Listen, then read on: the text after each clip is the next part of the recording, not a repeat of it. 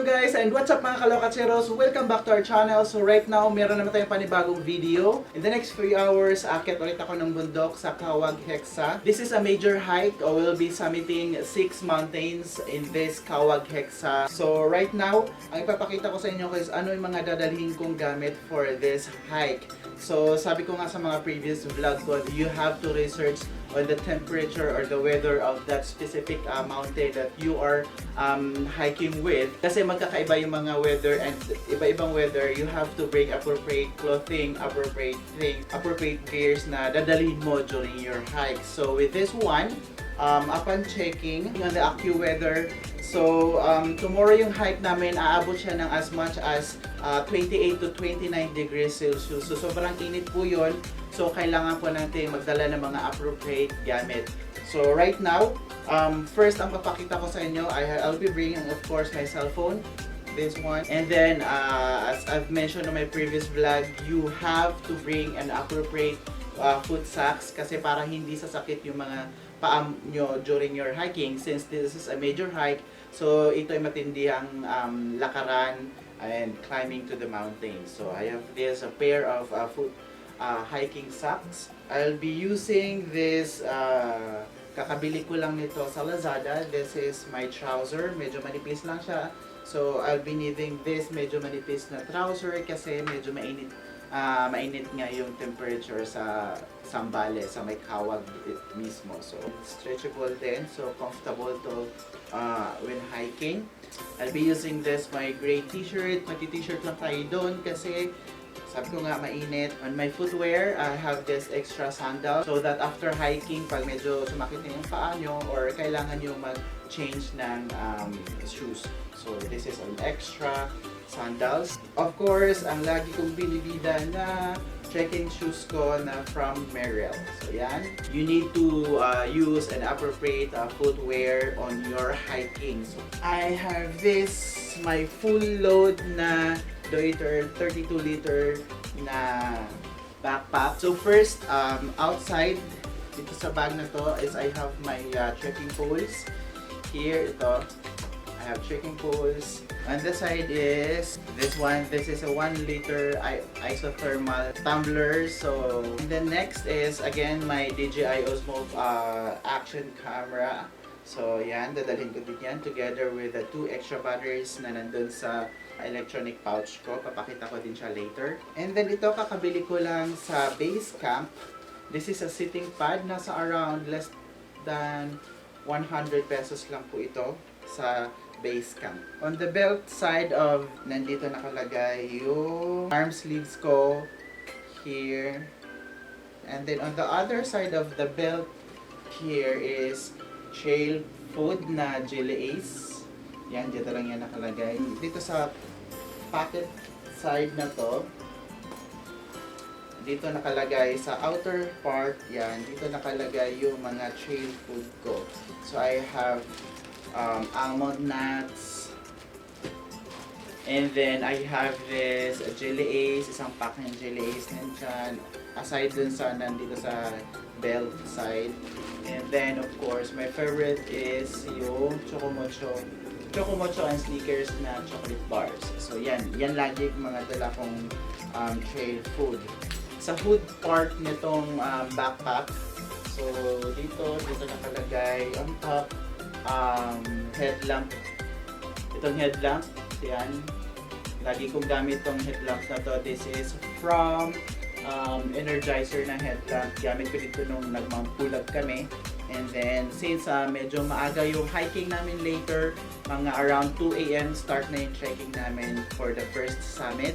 So, kakailanganin namin ng headlamp or flashlight. Nag-prepare na rin ako, bumili na rin ako ng rope in case kailangan natin ng rope for emergency purposes, kung mga pangangailangan nito during our hike. Dito ko rin nilagay itong mga extra memory cards and micro SD cards ko. Nandito siya. Keys. Dito ko nilagay yung susi ko sa bahay. Sa ilalim din nito, meron din siyang lagayan. So, dito ko nilagay yung sunglasses And then itong bamboo spoon and fork. And then meron na rin bamboo straw as well as chopsticks. So ito nandito yan. Nakita niya na rin to sa vlog ko for Mount Pulag na beers. Of course, kahit naman sabihin natin mainit yung forecast, hindi natin alam, baka biglang ulan. So I have my poncho. This is disposable raincoat. And then I'll be opening my main compartment of this bag. So, ang kagandahan kasi nitong Deuter backpack nito, meron siyang, di ba kadalasan dito sa top, dito mo siya kukunin yung mga gamit, dito may papasok. However, this one, meron kang option dito, yung para siyang luggage type na dito mo buksan sa gitna para may easy access ka kung anong laman sa loob. Yan. So first, unahin na natin to. Ito kakabili ko lang nito. This is lagayan ng eggs para hindi madurog yung egg nyo or hindi mabasag yung eggs. Ayan. Ito boiled eggs na. This is a maximum of 4 ang capacity nito. So, yan. So ito pouch. This is for emergency purposes na pouch. So, tingnan natin kung anong pwede natin gamitan dito. Siguro later bibili ako sa McDonald's ng pack lunch. So dito ko na siguro ilagay yung pack lunch para at least mas separate siya, hindi siya hahalo sa mga gamit. And then after that, I have my toiletry pouch here. Ang laman dito ay, of course, nandito yung pabango. And then sunblock, since mainit nga, importante na meron kayong sunblock. Ito, tira na lang siya sa previous hike ko. This is wet wipes. May laman pa naman, so siguro maubos ko na siya for this hike. And then after that, nandito yung power bank. Here's my power bank. 20,000 mAh na power bank. So this is now my electronic pouch is here. This is my electronic pouch. Nandito rin yung dalawang extra batteries for my DJI Action camera. Nandito rin yung extra battery of my Canon M50 which is ginagamit ko ngayon pag nag-video ko of this vlog. And then I have another raincoat. Yan, this is a raincoat from Decathlon. So, ano lang to, pang upper body lang to na raincoat. In case uulan along the way, yan, ready tayo. Hindi tayo mababasa. This is a microfiber towel. In case na medyo malamig sa van, going to the jump off area and pabalik dito sa Metro Manila, para ready lang, nagdala din ako ng jacket.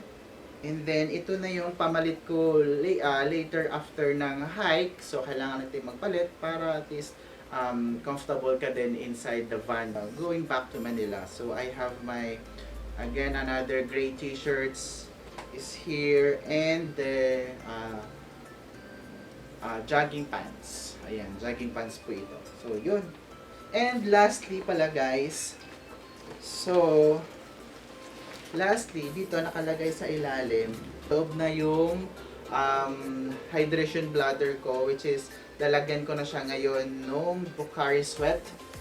Here, Pocari Sweat na 2 liters. So, magdadala ako ng water total of 3 liters kasi yung 1 liter dun sa isothermal na tumbler ko and plus this one na 2 liters na Pocari Sweat na ilalagay ko po siya dito sa hydration bladder na maximum of 3 liters ang kaya nitong paglagyan. So, papakita ko sa inyo kung paano siya nilalagyan. Actually, naka-insert na dun sa labasan ng hose yung hose niya palikod. So, hindi ko na siya totally tatanggalin. Ang gagawin ko na lang ngayon is ipasok or ilagay ko na yung Pocari Sweat 2 liters dito sa hydration bladder na ito.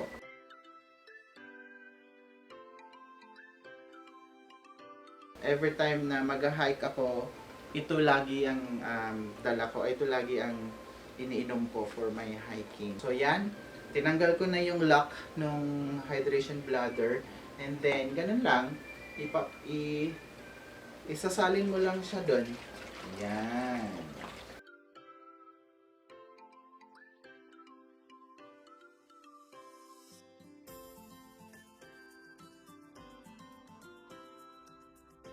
Tanan! Ayan, tapos na siya. And ito na yung, nandito na, may laman na yung hydration bladder natin at 2 liters. This is a maximum, so makikita nyo, kita ba sa video? Ayan, hanggang dito lang siya, yung laman. Kasi total of 3 liters to, so pwede pa siyang lagyan ng another 1 liter. Pero medyo mabigat na yon, so kailangan hanggang dyan lang muna. Yung kakayanin natin. So, yun, itanggalin lang natin yung medyo marami excess na pumasok na hangin bago nyo po siya i-lock. Yan, nilalak mo lang siya, tapos yung lock na to, insert ko lang ito para mag-lock siya. Ganyan lang siya kadali. Yan, tapos diin mo lang siya gano'n para hindi siya matanggal.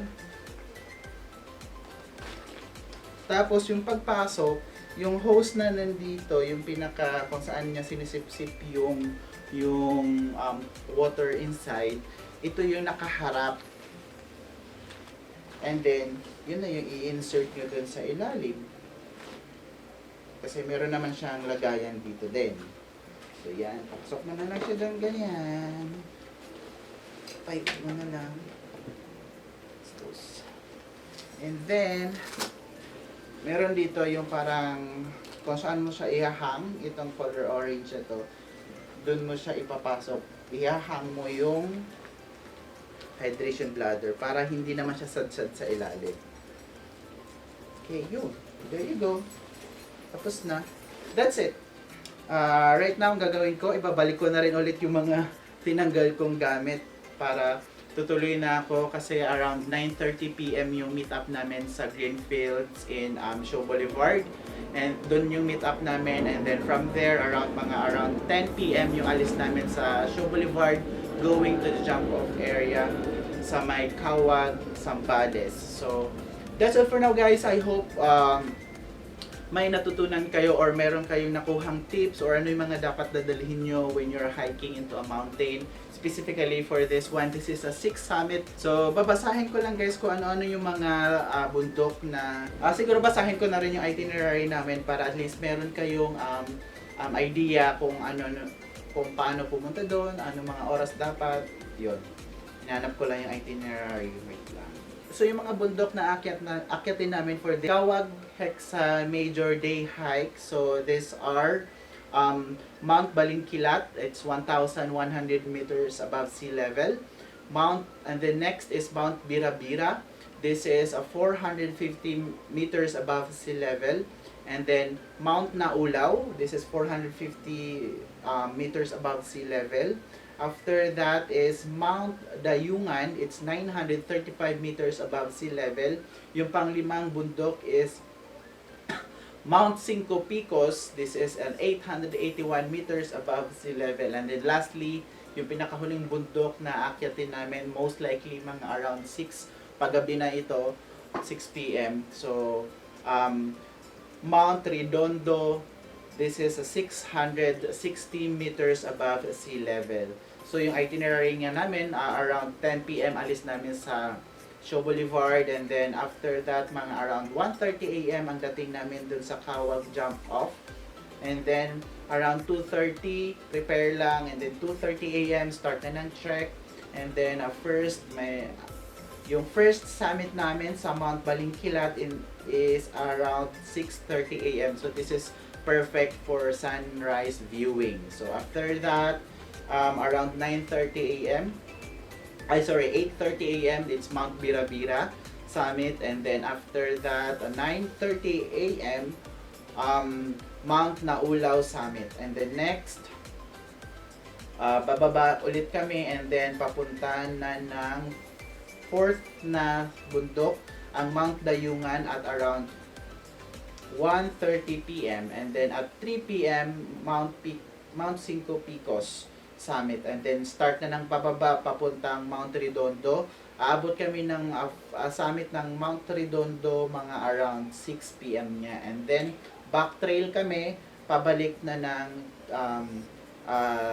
jump off area or sa end trail, and around mga 10 PM pabalik na kami ng Metro Manila. Expected time of arrival is around 1 AM the next day sa my Greenfields in Shaw Boulevard. So, yun. And then, if you haven't subscribed to this channel, please subscribe and click that tiny bell so that you will be notified dun sa actual vlog ko for this hike. I-upload ko din yun. And then, please watch my previous vlogs. Balik lang namin din from Mount Pulag. So, yung video na yun naka-up na by this time. So, right now, that's all for now, guys. Ibabalik ko na yung mga gamit para I'll be going na to the sa meet-up area namin, which is sa Greenfield. So, thank you for watching and I hope you enjoyed this video. That's all for now. Bye mga kalapatseros! See you!